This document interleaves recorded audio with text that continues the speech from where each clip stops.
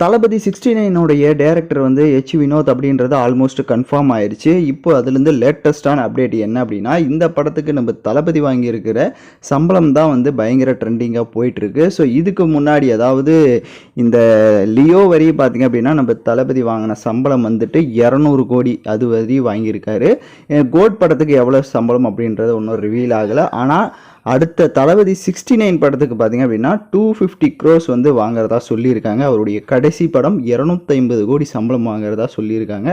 But wait பண்ணி பார்ப்போம். நம்மளுடைய அதாவது தமிழ் சினிமாவிலே ஹையஸ்ட்டு சம்பளம் வாங்குறது அப்படின்னா நம்ம தளபதி தான். ஏன்னா அந்தளவுக்கு அவருடைய அந்த இதுவுமே வந்து பீக்கில் இருக்குது. ஸோ அதனால் அப்படி வாங்குறாரு. ஸோ தளபதி 69 வந்து எப்படியாப்பட்ட சப்ஜெக்ட் அப்படின்னா பொலிட்டிக்கல் சப்ஜெக்டாக தான் இருக்கும் அப்படின்றதும் 100% கன்ஃபார்ம் ஆயிடுச்சு. அது யார் டைரக்ஷன் பண்ணாலுமே அது வந்து ஃபுல் அண்ட் ஃபுல்லாக வந்து ஒரு பொலிட்டிக்கல் ஃபிலிமாக தான் இருக்கும் அப்படின்றத சொல்லியிருக்காங்க. ஸோ தளபதி 69 நம்ம எச் வினோத் தான் டைரக்ஷன் பண்ண போகிறாருன்னு நினைக்கிறேன். அவர் டைரக்ஷன் பண்ணால் உங்களோட ஒப்பீனியன் என்ன அப்படின்றத கமெண்ட் பண்ணிவிட்டு சப்ஸ்கிரைப்